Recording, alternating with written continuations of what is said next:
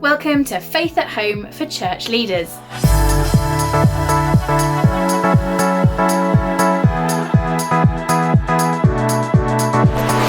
This week, we're looking at the theme of vulnerability. To begin, let's hear what vulnerability means to children and young people.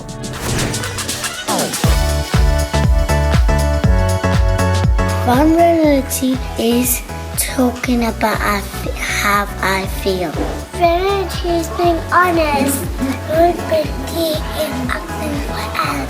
Vulnerability is being honest about how you feel. Is that I don't need to know all the answers and that is okay. Vulnerability is confidence to ask someone for help.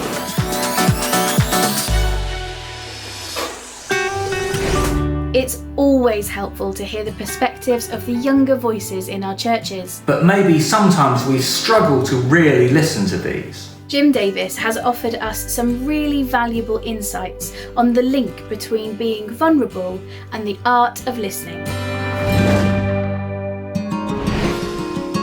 In the last 3 months, as I've been listening to young people talk about how they're coping and what's been working for them, it's been really important to take account of the fact that sometimes young people find it difficult to say, I'm struggling, I'm finding it hard. But equally, what I've heard from young people in the last few months is that they've talked about how some things are really good and how some things have been really helpful and how some pressures have been lifted from them, and they feel even less vulnerable than they might have done in normal circumstances. Which is a reminder really that we can't assume very much. We can't assume that we always know, we can't assume that everything's perfect, and we can't assume that things are terrible. It puts the responsibility back to us as parents and as adults just to keep asking and to keep our attention and to be aware of what's going on with the children and young people that are around us. Being sensitive to those moments, those murmurs, those quiet points. And when we do ask, how are you doing? Is not doing it as a greeting, but doing it with the real intent to listen and to hear what's being said to us. And when we hear that, and when we get the message that sometimes things are feeling a little bit shaky, then that gives us a chance to talk about our vulnerabilities as well. Because one of the things I've learned is that when we express our vulnerability to young people, they're willing to share theirs.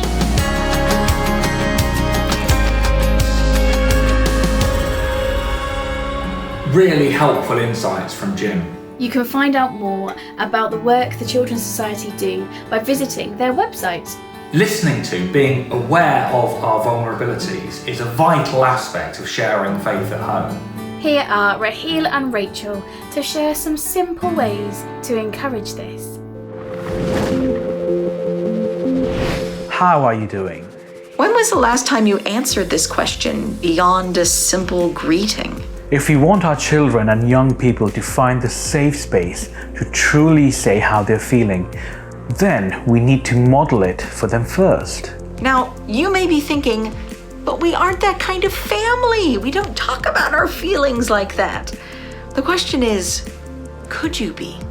How you move from a household who aren't that kind of a family to one where talking about faith and being open and vulnerable is difficult to answer from this side of the camera. It's up to you, but the first step would be to decide to act differently.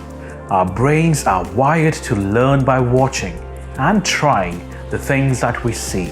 This is why it is so important to show our children our relationship with God. Showing our family members these ways of being with God can be as simple as stopping what you're doing when your children are talking about what they're feeling, turning to them and listening to them, and encouraging them to share those same feelings with God. It might be a slightly bigger step of booking in a 5-minute conversation to give both of you the space to talk and listen. At Parenting for Faith, we have all sorts of encouragements and resources to help you become that sort of family who is comfortable talking about your feelings and connecting with God about those feelings too.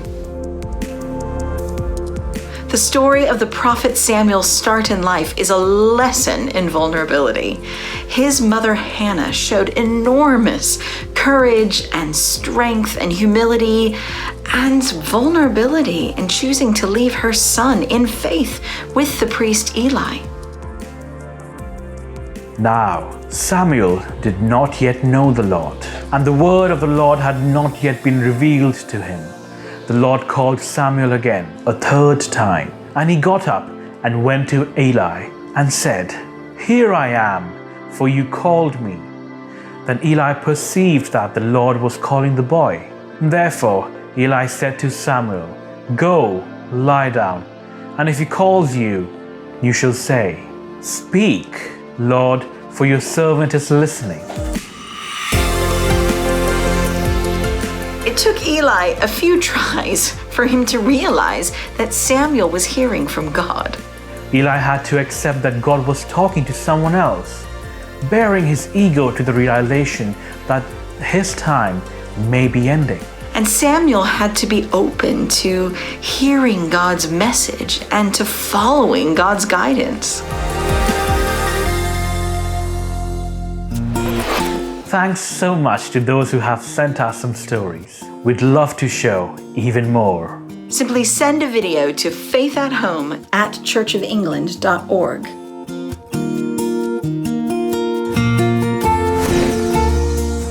One thing that we've tried is to prioritise 8:30 till 9 is our family church time. We wrote it on our homeschool board routine and we've loved that. One way we've been talking about faith at home is at the dinner table, where we've discussed how their day's gone, how that's made them feel, and trying to incorporate that into something that they could do as an action, such as prayer.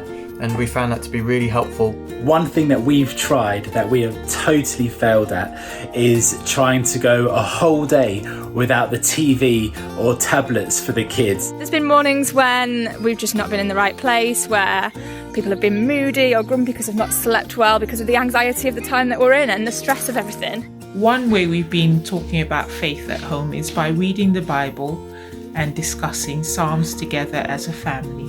To help us discuss Bible stories, we set up the iPad on the art table. My daughter was watching little cartoons of stories from the Old Testament, and then while we responded with art, it was really easy to talk about it. For everyone who's ever written a resource for families, who's ever done anything, and maybe it's not been well taken up, maybe it's been kind of labour of love, but thank you. It is now coming to help us so much right now. It's really good to hear of the impact that encouraging faith at home can have. We'd really like to hear from church leaders too about the difference that focusing on faith at home can make. You can get in touch via the website. That's all for this week. The hibernating winter, the leaves are all long gone. The icicles and blizzards, the grayness of the dawn. Like me, the land is frozen, though both of us are numb. The snowdrops bring a promise of hopes that are to come. Going through the seasons, growing through the seasons. The morning sun is rising, the earth begins to sing. The music of the songbird, the blooming buds of spring. My heart begins to open, the ice begins to melt. A soothing ray of sunshine on sadness I have felt. Going through the seasons, growing through the seasons. The glowing sun of summer is warming me once more. I open up the windows and step outside the door. A time of celebration for sharing hopes and dreams. And through the changing seasons, you'll always be with me. Going through the seasons, growing through the seasons.